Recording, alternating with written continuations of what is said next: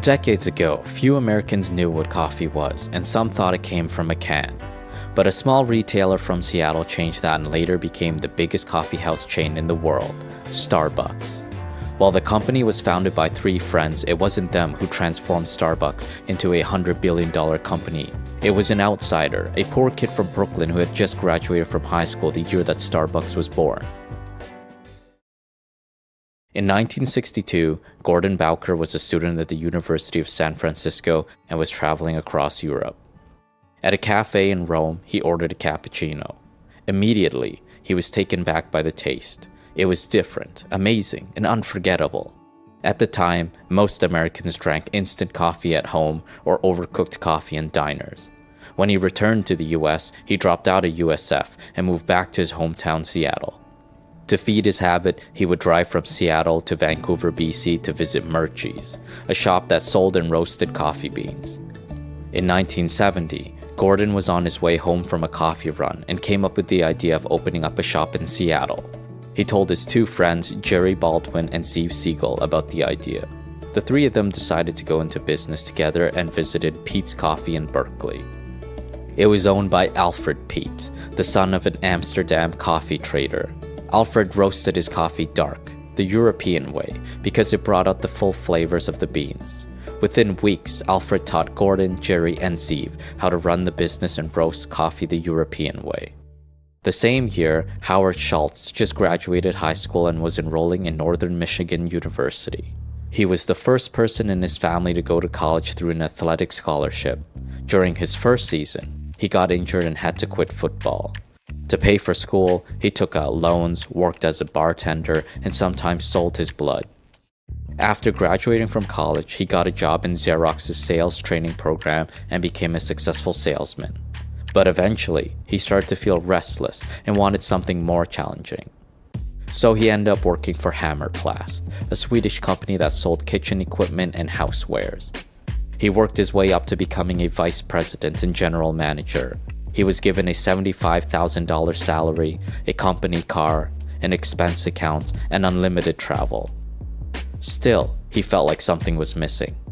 In 1981, Howard noticed a small retailer placing unusually large orders for a drip coffee maker, Starbucks. Starbucks had only 4 stores then, yet it was buying products in quantities larger than Macy's, one of the world's largest department stores. He had never been to Seattle before, but decided to visit to see what was going on at their original store in Pike Place Market. They only sold coffee beans, but sometimes offered tasting samples. Howard tried a sample and was hooked. He felt like he discovered a whole new continent. On his plane ride back to New York, he couldn't stop thinking about Starbucks and described it as a shining jewel. So he reached out to Jerry and asked if there was any way that it could fit into Starbucks. While the idea appealed to Jerry, his partners were nervous about bringing in a high-powered New Yorker. Some days, Howard couldn't even believe he was entertaining the idea. His mother would say, "You're doing well. You have a future. Don't give it up for a small company nobody's ever heard of."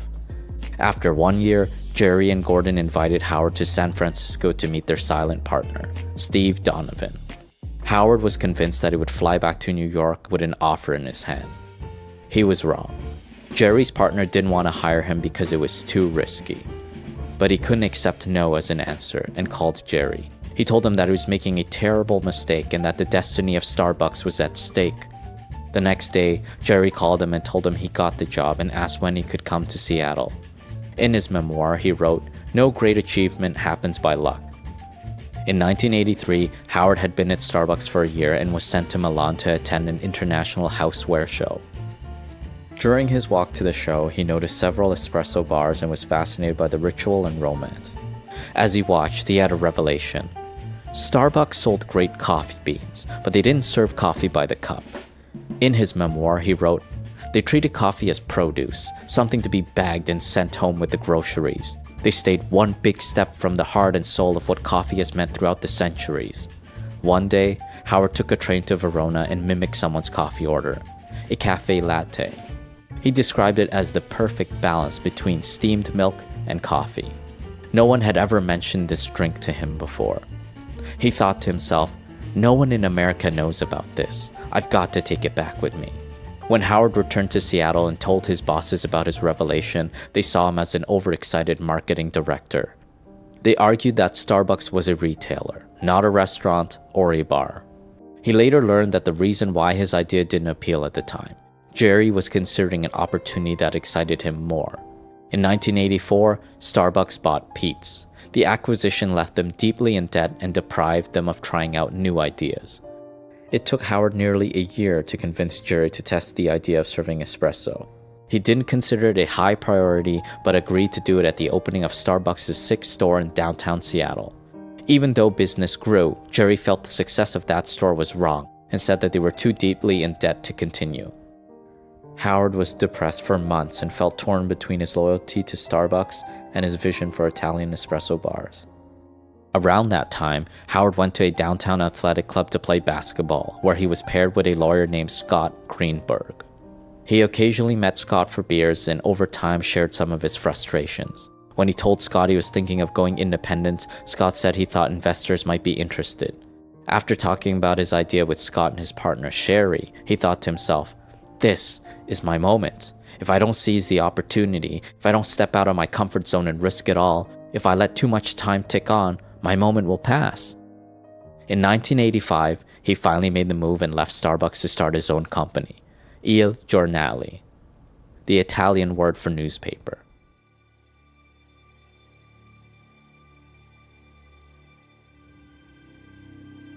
When he was planning on how to approach investors to raise money for his company, Jerry surprised him. He called him into his office and offered to invest $150,000 of Starbucks' money.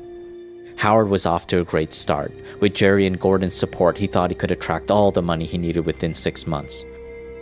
Howard and Gordon even flew to Italy to research coffee bars and meet with Femi, a producer of espresso machines in Milan. He expected to return to Seattle with a $1 million investment. But Femi turned him down. They insisted that Americans could never enjoy espresso the way Italians do. By January 1986, Howard raised the initial seed capital that he needed, secured a lease, and started building the first store. He spent every single minute of his day asking for money, racing from one meeting to another. He told investors that his plan was to reinvent a commodity. At the time, Nike was the only other company that did something comparable. In his memoir, he wrote, "Sneakers were certainly a commodity, cheap and standard and practical and generally not very good." Nike's strategy was first to design world-class running shoes and then create an atmosphere of top-flight athletic performance and witty irreverence around them. Many of the investors that he approached saw high-tech as a more attractive industry to invest in and bluntly told him he was selling a crazy idea. Il Giornale? You can't pronounce that name. How could you leave Starbucks? What a stupid move. Why on earth do you think this is going to work? Americans are never going to spend $1.50 for coffee. Over a year, Howard spoke to 242 people and 217 of them said no. It was a very humbling time for him. In April 1986, Howard finally opened the first Il Giornale store. In the beginning, they made lots of mistakes by recreating an authentic style coffee bar. They only played Italian opera, the baristas wore white shirts and bow ties, and there was no seating area. It wasn't appropriate for Seattle, and people started complaining. So, they varied the music, added chairs, and offered takeout cups. While sales exceeded expectations, there were times he wasn't sure if he could meet payroll or pay the rent. Months later, Howard decided to tap into 3 of Seattle's most prominent leaders: Jack Ben Arroyo, Herman Sarkowski, and Sam Strom. After meeting with Herman's son, Steve, Herman agreed to let Howard make a presentation to the 3 of them. While they made stiff demands, a lower price, options, board seats, they ended up investing $750,000 as a group. In 1987, Howard's luck got even better. Jerry and Gordon decided to sell Starbucks. To buy Starbucks, Howard would need to find $3.8 million. His investors were impressed with the progress that Il Giornale made within a short time, so he was confident that some of them would invest more money. But one day, it nearly fell apart. Howard almost lost Starbucks before he ever had it. One of his investors, a business leader in Seattle, was planning to buy Starbucks. He was sure that this man would reduce him from a major shareholder to an employee, and that he would unfairly treat some of his early investors. So Howard and Scott prepared a strategy and arranged to meet with the investor. Scott's senior partner and Microsoft founder Bill Gates agreed to go with him. The investor told Howard that if he didn't take his deal, he'd never work again in Seattle, will never raise another dollar, and will be dog meat. When the meeting ended, Howard cried in the lobby. Bill tried to reassure him that everything would turn out all right, but was shocked by the outburst. 2 days later, Howard met with other investors and presented a proposal. Every investor in Il Giornale would have a chance to invest in Starbucks.